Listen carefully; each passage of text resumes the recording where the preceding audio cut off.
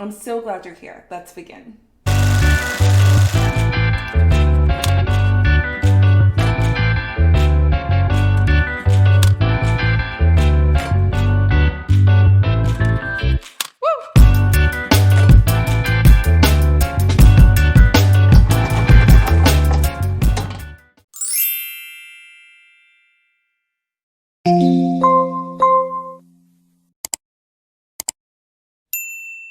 Welcome back to the Guide to Quitting Alcohol. I'm Nadine Molina, also known as the Sober Butterfly. I have an online community called the Sober Butterfly where I host a podcast weekly as well as a blog. In Module 1, we learned a lot about ourselves, right? We learned what our core values were. We found a reason why and we committed to the 30-day journey of sobriety. In this module, Module 2, we're going to be looking a little bit more about how to assemble the tools that we need to stay sober for 30 days. If you're following my curriculum map, you're around week 2 of your sobriety. So big congrats to you. You're going into that second week. And I'm just curious, what was week 1 like? How has it been without alcohol? Now, if it's been rocky, that's okay. The earliest stages of sobriety are always the toughest. You know, in the very beginning, when you have removed the substance, depending on how frequently you were using it or how you were using it, it's a big shock. It can be a slap in the face and the body's like, what are we doing here? Have no fear. I'm going to help walk you through. As a reminder, each lesson is timestamped, so if you want to jump around, you can navigate as you see fit. If you want more of a guided approach to quitting alcohol. Now, I've created a workbook. I put a lot of time and effort into this workbook that accompanies these modules through these videos on YouTube that are free. But if you want that workbook, go ahead and purchase it on thesoberbutterfly.com. All right, let's get started with our very first lesson in Module 2, which is all about, drumroll please. Okay, welcome to Module 2 of the Guide to Quitting Alcohol. I love this quote by Fred DeVito: if it doesn't challenge you, it won't change you. And I feel like Module 2 or week 2 of your sober journey is where things get real, okay? Things get real. And I love the idea of, for symbolism's sake, the chrysalis, right? The chrysalis is the middle stage of a butterfly's metamorphosis. This is between the larvae, which is the caterpillar that we saw in Module 1, and the adult stage, which is the butterfly, which we are hopefully going to become. And the chrysalis is the hard shell that caterpillars form as an outer layer of protection while it turns into a butterfly. And I think this is perfect for Module 2 because you are going to have to create a protection, a barrier, and assemble specific tools to help you maintain your sobriety now that you're well on your way to making it to the 30 days. In this module, we have several lessons. We have a lesson about how to assemble a sober toolbox, how to identify and articulate our emotions, and then finally, how we can handle those pesky cravings and triggers. What is a sober toolbox? Our sobriety toolbox is basically a collection of things that we can turn to feel better without using alcohol or being self-destructive. Let's talk a little bit about how to create a sober toolbox. This is a journal exercise. If you don't have my workbook, that's totally fine. You can just use whatever journal that you have and have been using for this process. I recommend that you jot down a short list of your go-to tools, either ones that you're currently using or ideas from the list that I am about to show you. I want you to pick 10 tools that work for you, your favorites, and I want you to write them on a slip of paper in that journal, or you can write it on your phone and keep it with you at all times. This is going to be extremely helpful a little later when we talk about cravings and triggers, okay? Some examples of tools can include essential oils. I always keep essential oils around the house. I also keep peppermint oil or tea tree oil in my purse. I'll literally take a whiff. I don't know if you're supposed to do that, but I will just sniff it if I feel triggered by something, or even if I just feel stressed. I'll dab it on my neck or on my wrist, and I just smell good, and it helps cleanse whatever feeling I'm experiencing. Another technique that I always do is exercise. Like, this tool is integral to my mental health, and I exercise almost daily. Even if it's a 20-minute YouTube video, I have to do something and keep myself active. It helps boost serotonin and endorphin levels, which is something that may feel depleted as you have removed alcohol, which is like a false trigger for your brain and releasing those chemicals. Good sleep. I cannot stress the importance of getting a good night's rest. If you're someone who struggles with insomnia and you were using alcohol as a way to numb, to go to sleep and quiet your brain, yeah, alcohol definitely dulls your senses. It definitely helps you to feel like disconnected from yourself and lose yourself. However, that sleep and that quality of sleep is not restful. Yeah, you may pass out, but a pass out is not a good night's sleep. So I want you to be able to distinguish. And later on, we'll talk about routines and systems, and sleep is definitely a big part of that. So try and get as much rest as possible. I highly recommend at least 7 hours of sleep. The next tool that I recommend, and once again, you don't have to go with what I put on this list as you compile your 10 items, but nourishing food. The importance of good nourishing food is because substances such as alcohol, even like caffeine, which I was definitely drinking earlier, they strip your body of key nutrients, especially like the vitamins and minerals needed for our organs to create a natural feel-good chemical. As mentioned, serotonin, which promotes your overall well-being and also promotes happiness. And it also controls something known as GABA. Now, GABA controls your stress reactions and also relaxation. And then, of course, we have dopamine, which impacts our emotional responses and feelings of motivation and satisfaction, which you definitely need if you're going to continue on this process. So, as well as improving our moods, replenishing these depleted nutrients will help give your body energy. It will help you to repair and rebuild organ tissue, and it will help strengthen your immune system. You should eat mostly fiber-rich carbs like oats, like brown rice, for example, fresh veggies, whole fruits, and just be aware of anything that has refined sugar and also processed foods like candy, cake, cookies, chocolate. Anyway, back to the list. Okay, bear with me for this next one. So we have prayer, mantras, affirmations, and I'm going to throw in meditation here as well. Now, these are probably one of the healthiest, cheapest, and most proactive ways in maintaining your sobriety. I don't want to get too woo-woo, so I'll just keep this about me. In maintaining a conscious contact with some sort of higher power outside of myself, it's allowed me to stay fit, not just in the physical form, but also fit of mind and soul. I don't know what you believe in. You may believe in nothing, so you feel free to skip over this. I'll be talking for the next 30 seconds or so about this. I like meditation in my sobriety toolbox because it can also help reduce the intensity of cravings. If meditation is doing the introspective work and looking inward, I like to think of prayer as looking or reaching out. And so I just wanted to distinguish the two for you.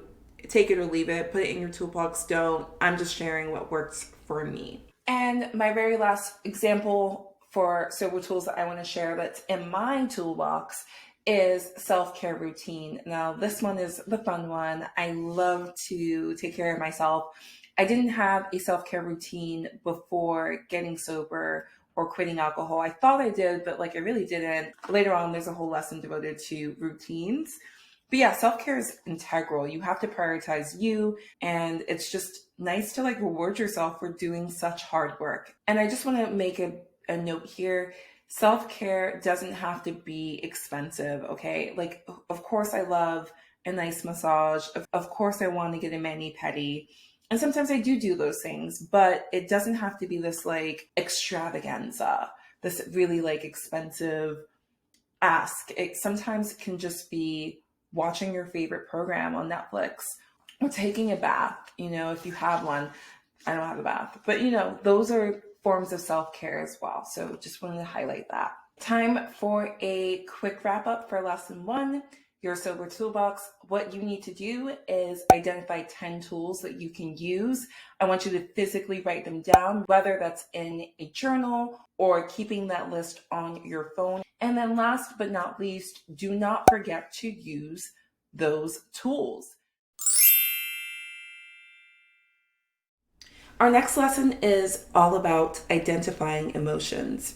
Now, this may sound like a pretty easy thing to do, but it's actually a little bit more difficult than we realize. For example, how do you feel right now? Seriously, let me know in the comments. How are you feeling? Most people have a very basic vocabulary when it comes to emotions. So this particular lesson is focused on finding the language to articulate how you feel. It's not going to be hard. I'm going to show you why. Early sobriety, especially the first few days like you're experiencing right now, can feel like an emotional roller coaster.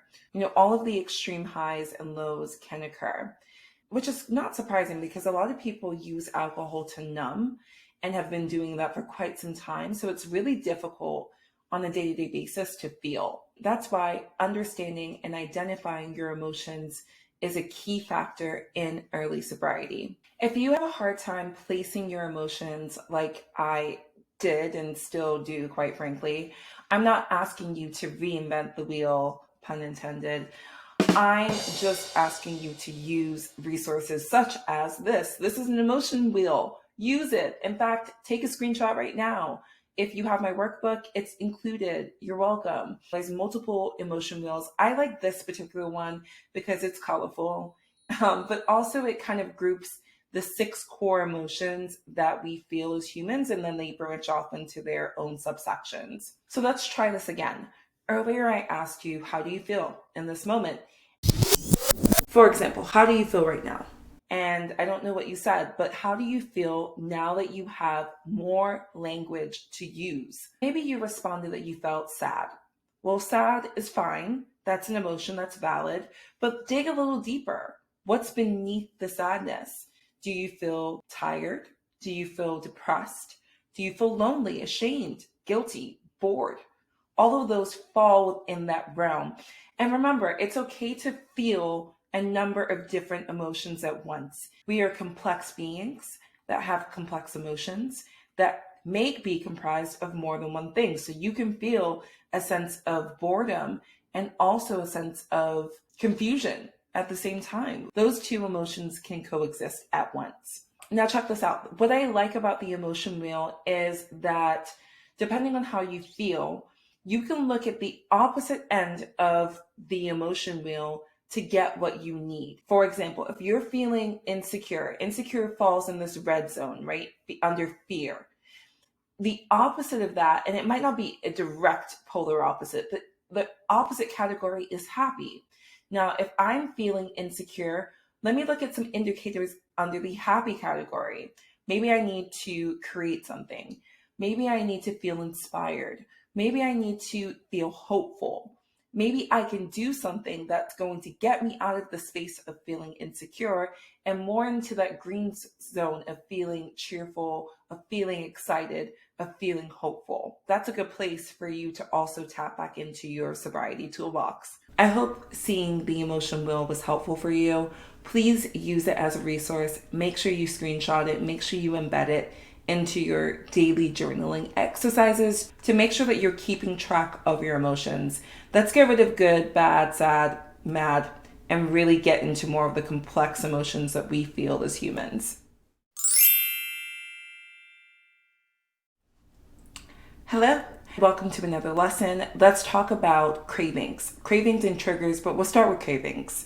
Cravings are not our friend. I know they're difficult, but there's always a good lesson on the other side of the craving. Not everyone is necessarily affected with cravings when they cut back on alcohol. Still, they're pretty common, especially if you drink regularly or if your alcohol falls into that heavy drinking category, aka binge drinking. And binge drinking constitutes about 5 or more alcoholic beverages a month, which is mind-boggling to me. The fact that that's the criteria. I'm laughing at myself because I used to drink every day, so clearly off the charts with it.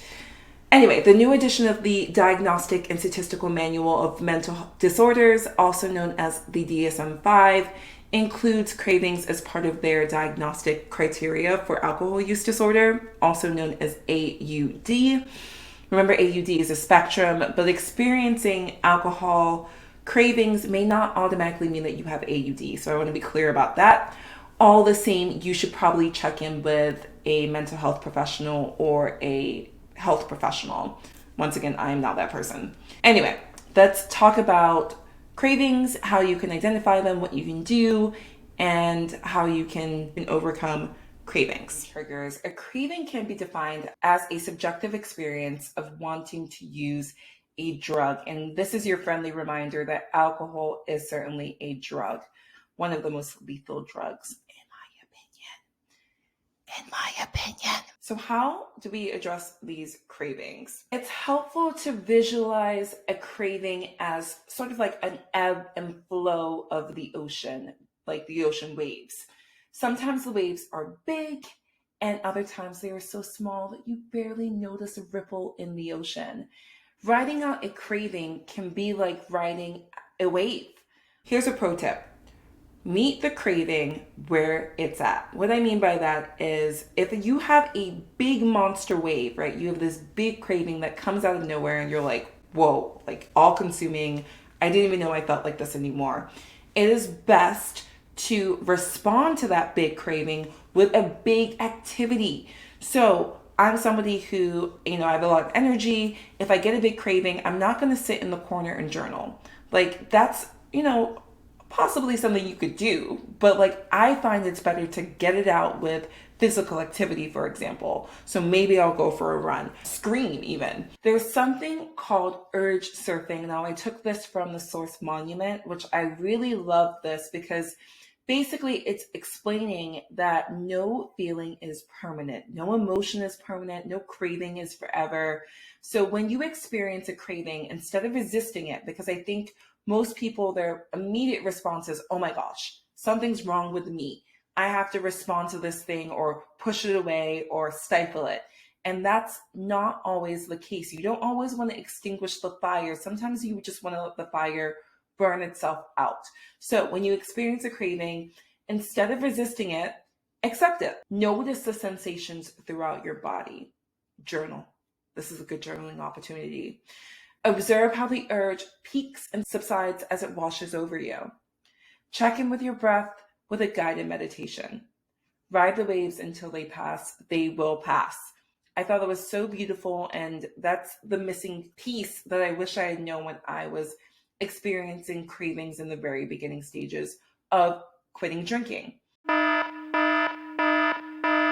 So we've established what a craving is. Let's move on to a trigger.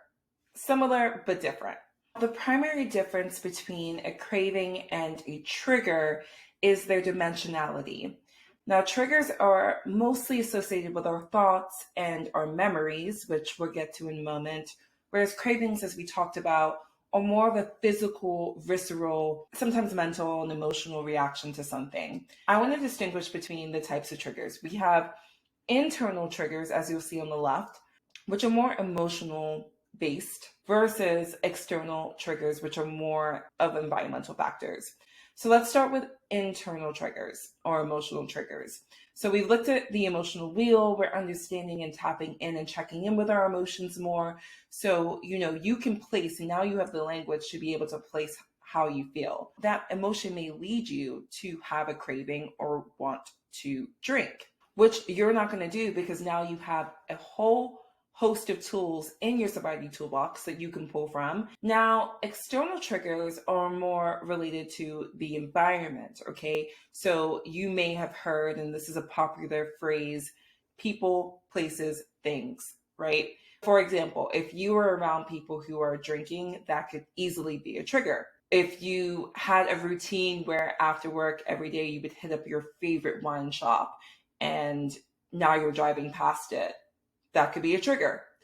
If you are just minding your own business, watching TV, and all of a sudden this like super glamorous big alcohol commercial comes on, trigger. If you are keeping alcohol in the house, maybe I should have said this before, you want to remove the alcohol. That could be a trigger because of your emotional state. So you have a bad day, you get home, you're trying not to drink, you open the freezer, boom, there's that vodka. Trigger, get rid of it, pour it down the sink, dispose of it. Out of sight, not necessarily out of mind, but at least you have to work a little bit to get it. Now, there's something known as the 5Ds. Now, the 5Ds is an approach taken for people who are typically trying to quit smoking if they have a nicotine addiction. But I find that it's applicable in this situation as well. And I know people have applied this to help them with cravings and triggers in drinking. So figured I would share it here as well. Our first D out of the 5 is delay. Delay, delay, delay.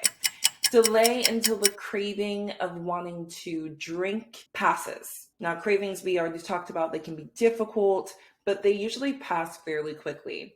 You may be surprised that after like 10 minutes, the urge goes away completely. And if it doesn't, then delay again. Try waiting another 10 minutes. You might practice one of the other 4Ds while you also delay. The goal is to not drink, of course, and you can delay as often as you need to throughout the day. The second D stands for distract. You want to try and distract yourself away from the thought of drinking. But physical activity can improve your energy levels and help you focus on something other than your craving.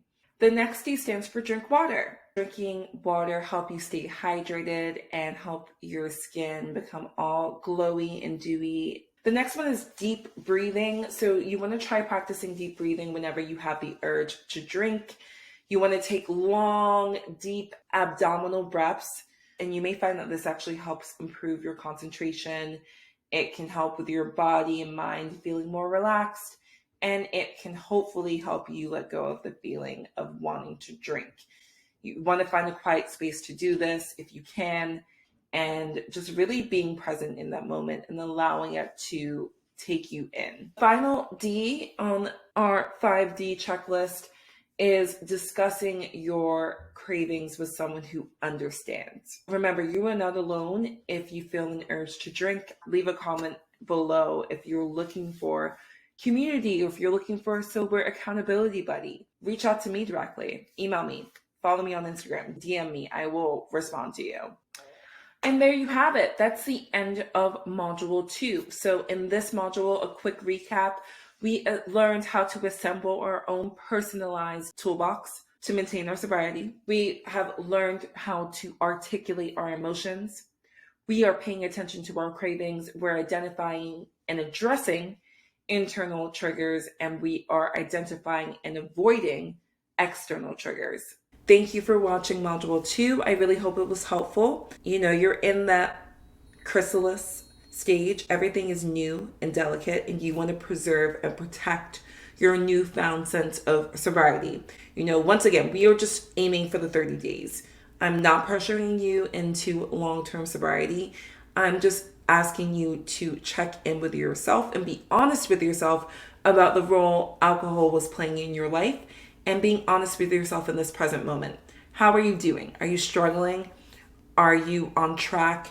Do you feel good? Do you feel like crap? Whatever you are feeling is valid, and whatever you are feeling is right for this moment. Just remember, no feeling lasts forever, and you can always continue to add to your sober toolbox. In the meantime, I'm also here to help you along the way. I love you guys so much. Thank you for watching module 2. I will see you in the next module, number 3, where we will be looking at our butterfly status. I'm so excited for you guys to get to that 3rd week. I'll see you soon. Don't forget to like, don't forget to subscribe, and don't forget to share this video or this course with anyone who needs it. See you soon.